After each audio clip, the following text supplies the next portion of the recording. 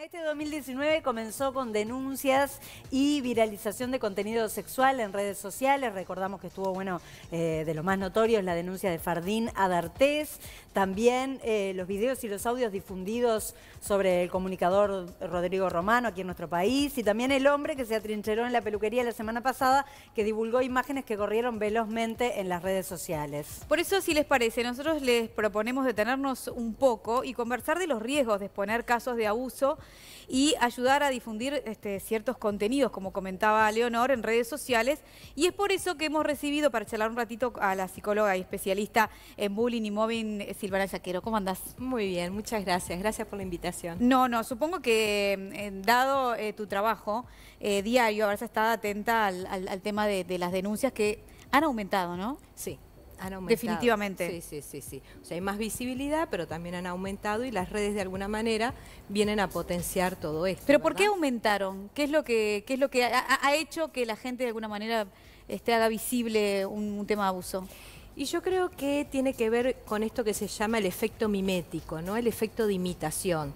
Esta imitación se puede dar en todos los ámbitos de la vida, en lo bueno, en lo malo, en la violencia, en las denuncias, por ejemplo, en que hayan ahora cada vez más casos de abuso sexual, de linchamiento, por un efecto de justamente el mimetismo. Es algo que se ha venido estudiando hace mucho tiempo, que incluso el gran cambio que se dio en la psicología y en la neurociencia fue a partir del descubrimiento de las células espejo que están en el lóbulo frontal, que es lo que a nosotros nos permite aprender. Aprendemos por imitación, ¿bien? Y cuanto más aprendemos por imitación, más capaces somos de simular.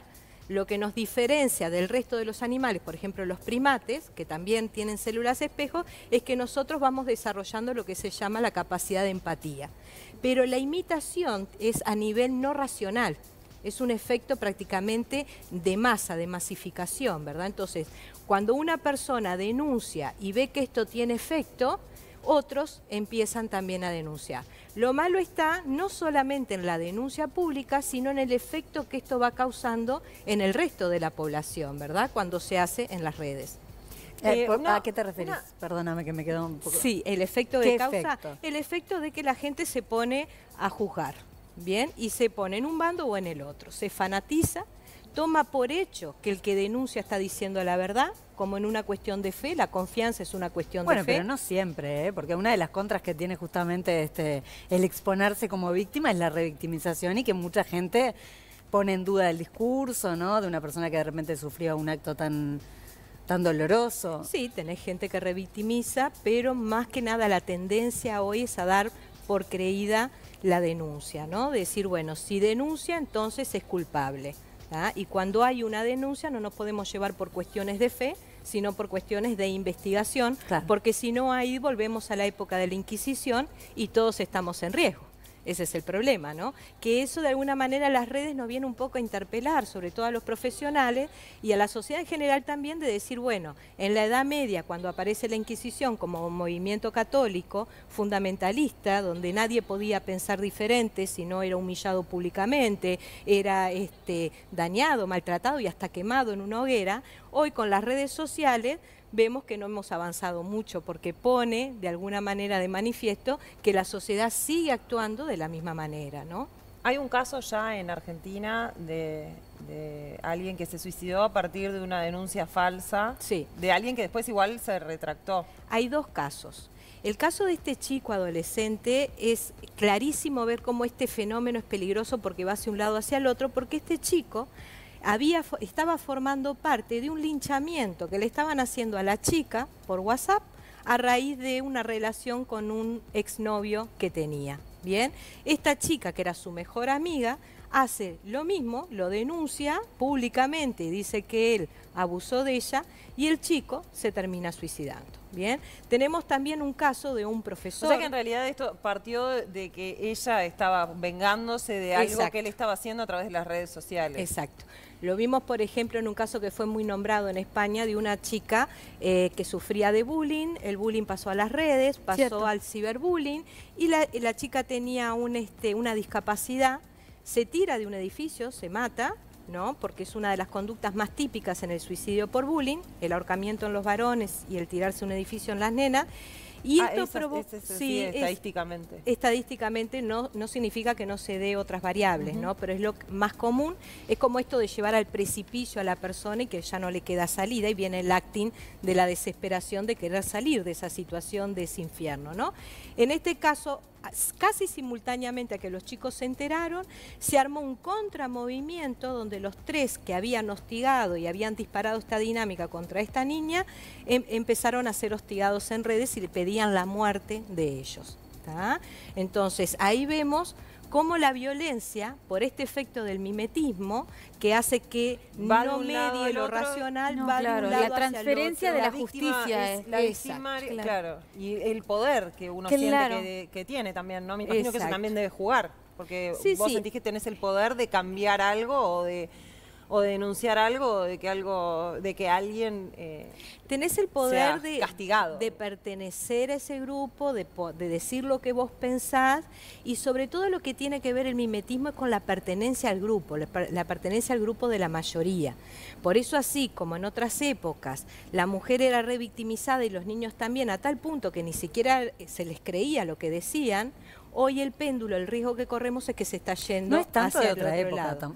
Sí, Que, bueno, entiendo lo que decís, pero hace también eso prevalece. 10 años atrás. Y digamos. prevalece un poco, lo vemos también Sí. en las denuncias que acaban de Sí, surgir, sí, ¿no? se ve, sí. ¿No pensás que de alguna manera este movimiento de la gente de denunciar en las redes no viene a compensar un poco que no encuentran esa contención en la justicia? Sí, vos sabés que lo he estado pensando y analizando, y yo creo que no solamente en la justicia, hay como una crisis de la confianza en general, ¿no? Es como que hoy nos cuesta mucho confiar en determinados referentes que hasta el momento eran un poco los parámetros que generaban el equilibrio. Las Pasa con instituciones, las instituciones, No los te dan las respuestas que vos maestros. necesitas, entonces, Exacto. claro. Los maestros, los docentes, los peritos, los psicólogos, los psiquiatras, los forenses. El riesgo está que si nosotros empezamos a desestabilizar a través de estos movimientos el sistema judicial, nos ponemos a todos en riesgo. Esto es un boomerang, ¿no? Claro. Entonces Pero acá, al final, ¿a quién quién te va a dar una mano al y final, en el no? caos, Claro. justamente en el caos, es que estos sistemas de linchamiento funcionan bárbaro, porque el equilibrio se logra en la unión del grupo y en la búsqueda de un chivo expiatorio, donde ese chivo expiatorio carga con todas las culpas, todos estamos unidos contra él, entonces hay como una tranquilidad de Pero se genera un pertenencia. falso sensación de orden. Exacto, una falsa sensación de orden que responde justamente a los principios de la sociedad. René Girard, por ejemplo, que fue el primero en estudiar el mimetismo, el efecto mimético, los procesos del chivo expiatorio, estudió cómo se fue generando la sociedad, cómo el ser humano se fue uniendo y fue construyéndose en sociedad, ¿verdad? Y bueno, las formas más primitivas eran estas, era a través del sacrificio de uno entregándose a los dioses.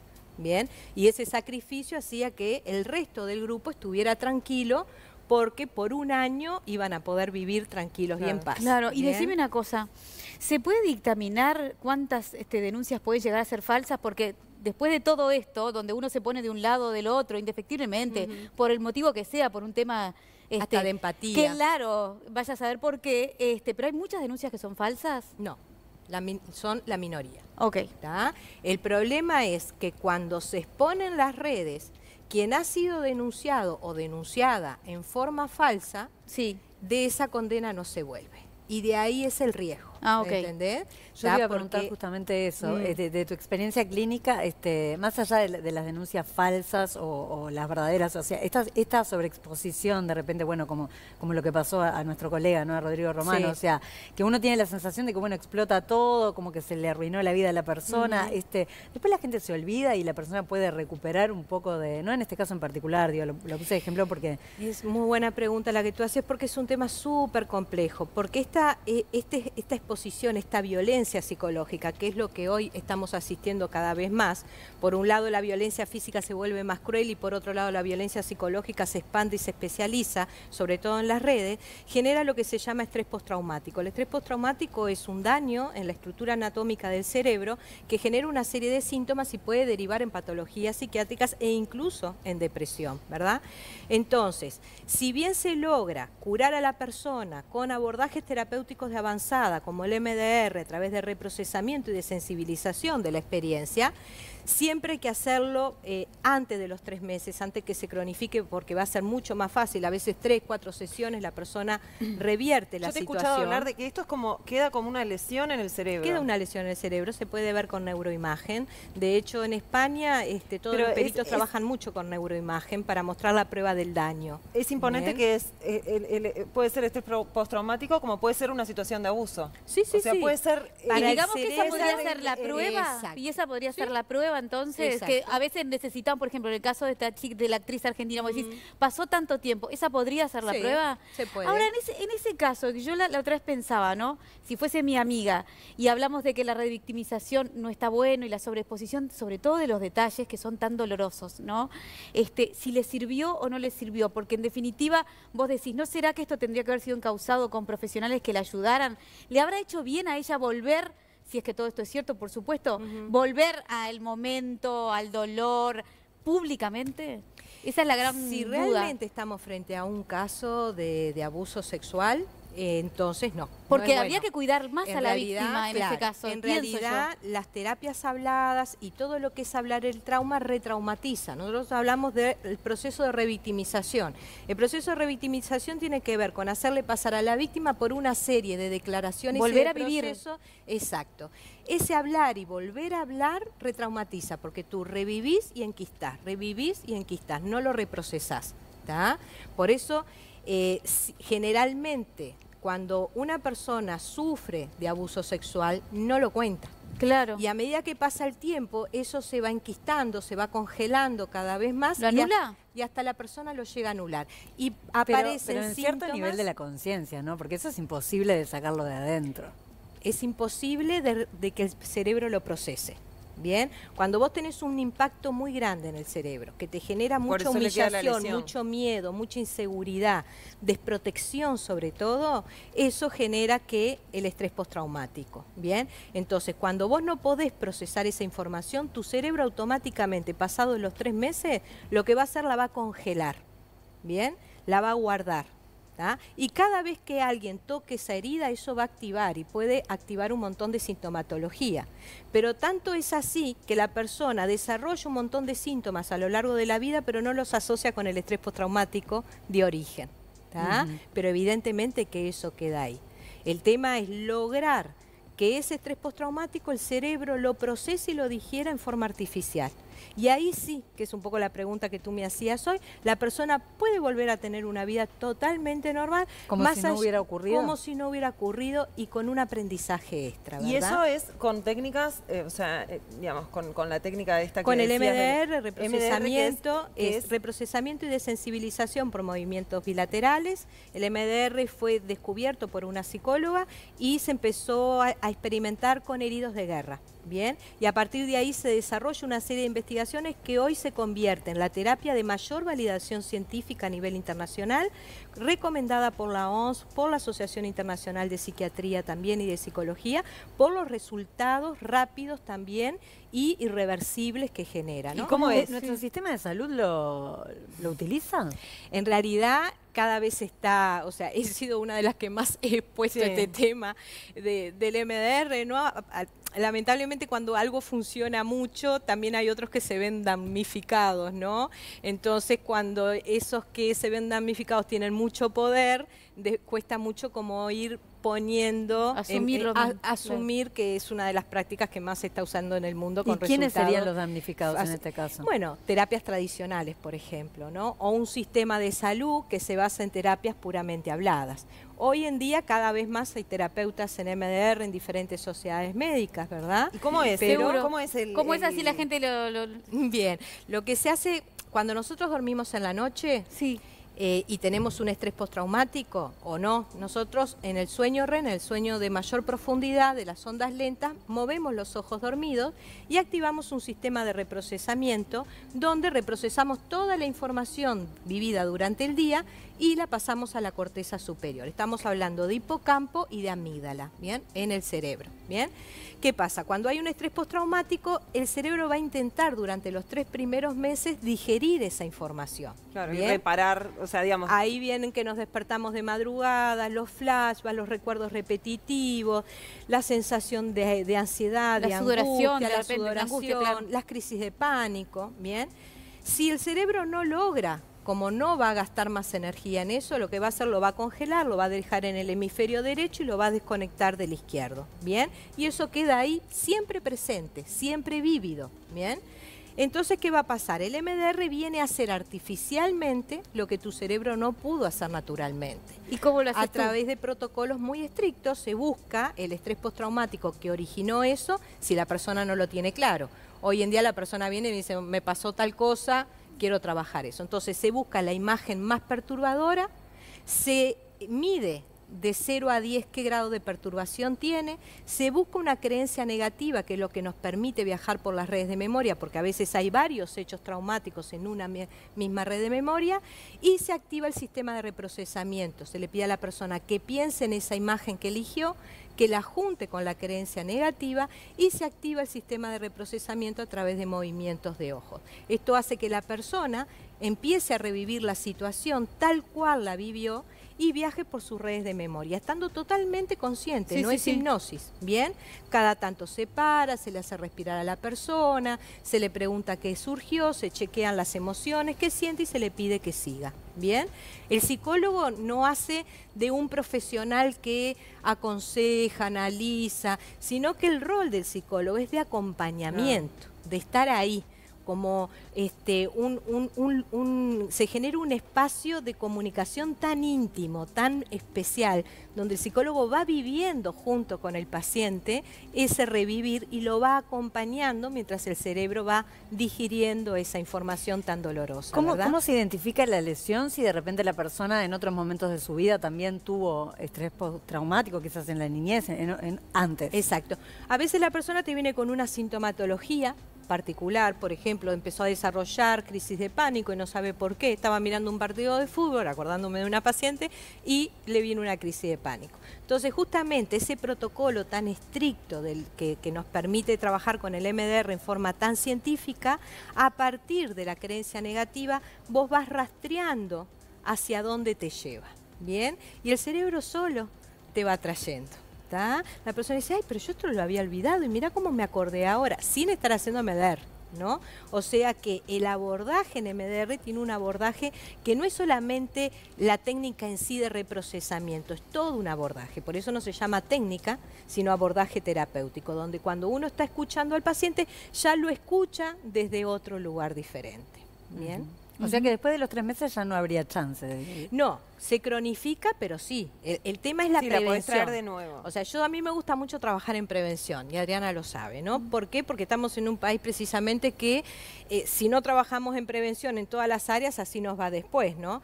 Entonces, cuando vos trabajás en prevención, si la persona está informada que un accidente, una pérdida, un copamiento, un robo, vos reprocesás esa información antes de los 3 meses, te puede llevar 4 sesiones, no más, si no está enganchado con otros estrés postraumáticos o no estamos frente a un paciente politraumatizado, ¿bien? ¿Y si no? ¿Tá? Y si no, ahí te lleva más tiempo, ¿verdad? Pero la terapia se alarga. Todo es recuperable. Claro. El tema es que después de los 3 meses, ¿tá? Cuando se cronifica, ahí lleva más tiempo. Pero te estoy hablando de un tiempo de 3 meses, 12 sesiones, 18 sesiones, tampoco es que sea tanto. Claro. Pero qué necesidad de estar sufriendo esos 3 primeros meses, ¿tá?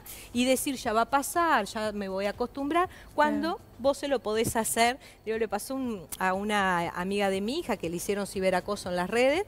Empezamos un viernes a trabajar el mismo día que le hicieron el ciberacoso y el lunes fue a trabajar como si nada. Y fueron 4 sesiones. ¿Tá? Entonces, y en otros casos, ¿no? Eso te muestra cómo nosotros podemos ayudar al cerebro a procesar información dolorosa, activando los sistemas de reprocesamiento sin necesidad de que se llegue realmente a una patología, ¿verdad? Y es una metodología con base científica. Sí. Tiene muchísimas, ya te digo, dentro de la psicología es la que mayor investigaciones tiene y mayor validación científica tiene, con estudios muy grandes que se han hecho del cerebro, con la neurociencia evidentemente, ¿no? Donde incluso se han hecho investigaciones comparando psicoanálisis como las grandes ramas, ¿no? Conductismo y MDR para ver los cambios a nivel del cerebro que se puede llegar a generar con una y con otra y en qué tiempo y cuán irreversibles son. Y decime una cosa, porque bueno, ahora estamos hablando de profesionales, ¿no? Pero cuando alguien está siendo víctima, por ejemplo, de violencia en redes, ¿qué es lo que uno puede hacer para acompañar, digamos? ¿Qué puede hacer como para colaborar? ¿Qué le decís a un amigo? ¿Desaparecer de las redes? Porque uno no puede desaparecer del mundo. No, pero lo primero que sí tiene que hacer es bloquear todo, ¿tá? Eso es lo primero. Bien, apartarse de todo lo que es las redes, porque cada cosa que mira, aparte es como una, te voy a explicar, la sensación es como una película de terror, ¿tá? Me están lastimando, me salgo de la red, pero quiero volver a ver en qué pasa, en qué está, como para controlar, para saber. La adicción. Exacto. ¿Viste cuando los niños ven las películas de terror que no las pueden ver? Los adolescentes Sí. tampoco recomendables, se tapan los ojos. Pero y miran cada tanto. Exacto. Entonces, esta es la misma sensación. Entonces, hay que como extirpar el tumor de raíz, ¿verdad? Bloquear todo. Bien. O sea, cerrar las redes sociales, digamos, salirse. Salirse totalmente hasta que la persona pueda manejar la situación, ¿verdad? Porque si no es como si vos tuvieras una herida y la tocas y la tocas y la tocas y esa herida se va agrandando Claro. cada vez más, ¿bien? Y es peor. Y es, exactamente, es mucho peor. Pero en general no dicen que les está pasando Cuando eso. estamos en los cuando casos te de- están atacando, no, en Cuando general estamos, cuando lo son dicen. los casos de ciberbullying, no. Cuando ya son más grandes, sí, ¿verdad? Pero en los casos de ciberbullying, en adolescentes principalmente, no tanto en niños, los niños sí cuentan más en estos casos, o tienen más control en los padres de las redes también, ¿verdad? Ahí sí no lo dicen porque no quieren que les cortan las redes justamente. Claro. Porque quedarían como Aislados. desconectados de todo que se están manejando. Entonces, ahí ya es más complejo y hay que trabajar en conjunto con ellos y con los padres, ¿verdad? ¿Qué diferencia hay? Porque ahora hablando justamente como introdujimos este tema, entre linchamiento en las redes sociales y ciberbullying. Bueno, es una forma de linchamiento, ¿verdad? Los linchamientos tienen que ver con todos aquellos reacciones grupales que lleven a sacrificar, estigmatizar, difamar, humillar a otra persona o a un grupo de personas, ¿verdad? Es un fenómeno puramente grupal, ¿bien? Que se da espontáneamente. En el tema del bullying es cuando hay bullying en el centro de estudio, pasa a las redes, ¿tá? Utilizan las redes, generalmente los chicos están utilizando mucho los grupos de WhatsApp, ¿tá? Y hay alguien que lo dispara. ¿tá? Entonces, no es un fenómeno puramente grupal, si bien se da después el mimetismo propio de estas dinámicas, ¿tá? Pero en general siempre hay un acosador. Hay o un sea, es más acosador o identificable. acosadora, es más Una base, identificable. digamos, sí, Claro. sí. exactamente. Hay uno que se le ocurre ir contra ese. Que generalmente lo dispara los celos y la envidia o los secretos a proteger cuando ya son más adolescentes y hay cosas que preservar o guardar o no contar y alguien se convierte en una amenaza para este chico o chica bullying. Una ¿no? propia inseguridad, ¿no? Y tiene que ver, en realidad son personalidades que pueden tener rasgos muy narcisistas, que parecen que se llevan el mundo por delante, pero en realidad son muy frágiles y muy débiles y con muy baja autoestima. Pero generalmente se busca la debilidad en la víctima, cuando la debilidad de la víctima es consecuencia del daño que le hacen.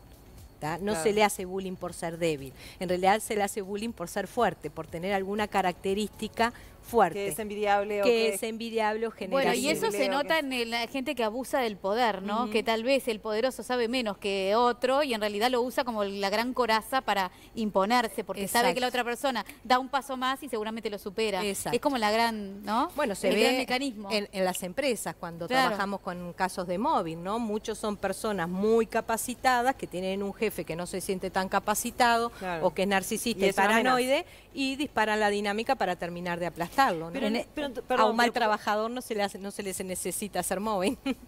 Porque estábamos hablando de que en el ciberbullying de repente las características del acosador se pueden, o del disparador del acoso se pueden saber, ¿no? O sea, son, digamos, las estabas Sí. diciendo, son bastante identificables. Pero en el caso de un linchamiento en las redes sociales no hay una No hay. característica Y eso es- personal. no. Y en realidad porque no podemos saber quién lo dispara generalmente. De ahí vienen los casos de denuncia, ¿no? O de contratar hacker, pero cuando se da, por ejemplo, por WhatsApp, es imposible saber. Claro. Entonces, a ver, puede haber, o mejor dicho, hay una persona que lo dispara, ¿tá? Nunca sabemos realmente quién. Bien, en ese caso, quien los dispara, sí, puede ser una venganza, violencia un delito de odio, por ejemplo, de discriminación, de lo que fuera, ¿no? Pero el tema es que lo que nosotros vemos en las redes es el efecto del grupo, el efecto de la mimetización del resto y de los bandos, ¿no? Porque como bien decíamos hoy, hay un bando que se suma a agredir porque se cree en el derecho de hacerlo y porque está convencido de que la víctima se lo merece, y un bando que sale a proteger. Ahora, lo que sí es clarísimo de ver que ambos bandos se agreden entre sí. Entonces, esto es un llamado a la reflexión, ¿no? Muchos movimientos de estos que critican y violentan y agreden en base a la violencia, porque están cuestionando la violencia, están cuestionando, criticando un abuso sexual, por ejemplo, lo hacen en forma violenta. ¿Por qué estamos tan violentos? Se genera... Y yo creo que es justamente el mimetismo, ¿no? Le acoto a Adriana, la solución está y tiene que ver el permitirnos ser así de violentos con la falta de regulación, de legislación que hay en este tema. Lamentablemente tiene que ver un poco con eso. El ser humano ¿puede ser necesita... la solución esa que... No es definitivamente la solución, pero uno ya lo va a pensar 2 veces. ¿Tá? Sí, lo que pasa que cuando hay legislación en estos casos... Hay una cuestión de la impunidad, ¿no? Hay una cuestión de la impunidad terrible. Entonces, si bien no lo va a hacer desaparecer, va a generar mayor reflexión. En lugar del mimetismo, que no es racional, vamos a pensarlo un poco más, ¿no? Pero está bueno, yo que sé, en la familia, en las casas, yo tengo un grupo de mi familia donde no permitimos replicar videos humillantes o fotos humillantes, ¿verdad? Está bueno eso que decís, y te lo íbamos a preguntar en realidad, porque por ejemplo cuando surgió el otro día, todo esto que pasó en la peluquería de Positos, ¿no? Que se viralizó inmediatamente un contenido que esta persona puso en las redes, y nosotros por supuesto que no lo íbamos a mostrar en cámaras, pero nos cuestionamos incluso sí decir al aire que se estaba viralizando eso, que por favor no lo compartieran. O sea, no sabíamos hasta qué punto estábamos haciendo un bien al informar eso, diciéndole a la gente, porque es tentador también ir a buscar y a ver qué es, ¿no? Es como... ¿Cuál sería la postura correcta frente a una cosa así? Sí, lo que pasa es que son situaciones muy complejas y muy difíciles, ¿verdad? Tendría que haber un protocolo muy estricto en estos casos, diseñado de antemano, donde se prohibiera la difusión de este tipo de cosas y los medios no tuvieran que salir a cumplir. Redes que lo bloquearan directamente, claro. Y los medios no tuvieran que salir a decir algo que... El WhatsApp es un lugar libre. Claro. Ese es el problema. Pero, o sea, uno que usa el WhatsApp con fines, digamos, buenos, uno quisiera que pudieran meterse tan en nuestra vida personal. Claro. Porque el tema es que sería un control como si nos pincharan el teléfono. No, y además que, claro, ¿cuál sería el parámetro para encontrar quién viral, o sea, para poder, digamos, cuidar esa eso me parece, a mí me parece intuitivamente que eso ya pasa. Claro, por ahí soy muy inocente. Yo creo que sí, capaz un poco que naive. Ya estamos más controlados de lo que, yo creo que eso ya pensamos. pasa. Pero entonces que controlen las cosas. Entonces y que bueno, lo yo digan. creo que es posible que si algo se viralizó, se sepa. Porque por ahora está eso es posible. Dentro de nuestro, vamos arriba. Sí, dentro de nuestras posibilidades. Porque, por ejemplo, yo en YouTube hay videos que decido no verlos y pongo en ajusto para no ver eso, porque sé que me va a afectar. Entonces, por ahora está librado, me parece que a yo creo que tu decisión. Cuanto más irracionales, más reaccionemos a las provocaciones, porque hay estudios que manifiestan que la ira y la excitación en el cerebro es lo que más provoca la reacción. La ira y la excitación. La ira y la excitación, que son dos cosas que manipulan, que nos manipulan muy bien a través de determinadas estrategias para que lo hagamos. Entonces creo que el ser humano tiene que apostar más a capacitarse, a entrenarse, a saber cómo nos manipulan a través de los medios, de las redes, ¿verdad?, para que no respondamos. Una de las cosas que siempre le digo a los chicos es, si hay un mensaje violento, no respondas. Escribe y borra, escribe y borra, escribe y borra hasta que te saque las ganas, ¿bien? Porque o sea, contestale en tu cabeza. Ahí está. Para poder... Porque después que difícil, se te ¿no? pasa, claro, después que se te pasa, los 10, 15 minutos cuando se te pasó, a veces nos puede durar más, media hora, decimos, evidentemente hicimos bien en no contestar. Bien, contestamos, nos contestan, contestamos, nos contestan, se van increyendo cada vez más. La persona, ¿qué hizo? Logró visibilidad a través de nuestro enojo, nosotros quedamos mal parados porque manifestamos nuestra vulnerabilidad. ¿Tá? Y eso Mucha es una bola de la nieve. violencia en las redes sociales tiene que ver con eso, ¿no? Con un llamado a atención, una búsqueda de la atención del otro. Provocar al otro. Y eso hace perfiles visibles. Se han ganado campañas como la de Bolsonaro a través de las redes, sin precisar mucho más. ¿Y qué opinión te merece? Justo hoy lo hablamos lo comentaba Valeria al principio del programa, que nos llama la atención ministros o figuras públicas que tienen puestos importantes y que nos representan, que se expiden en las redes de una manera que vos decís, che, me parece que no corresponde. Exacto. Yo Hacen creo que no ruido, corresponde. digamos. Sí, demasiado, ¿no? Sí. Lo que pasa es que justamente está estudiado que ese ruido es más llamativo que ser respetuoso.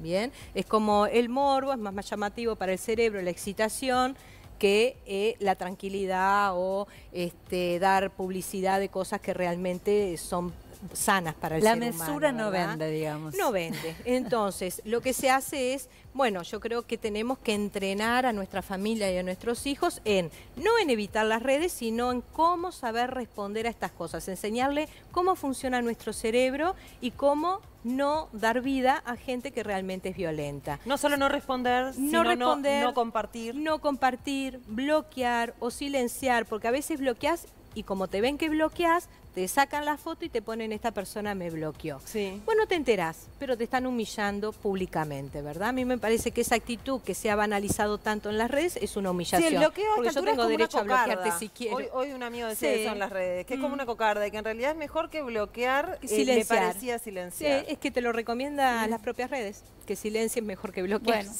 Así vos vas a los consejos. Claro, Bien. claro. ¿Ah? Bueno, Silvana, ha sido un placer tenerte acá. Por favor. Nos quedan 20.000 millones Millones de de temas, cosas. como siempre con Silvana Yaquero. Es verdad. Es un placer charlar contigo Lo y mismo aprendimos digo. un montón. Muchas Gracias a ustedes. Muchas gracias. Bueno.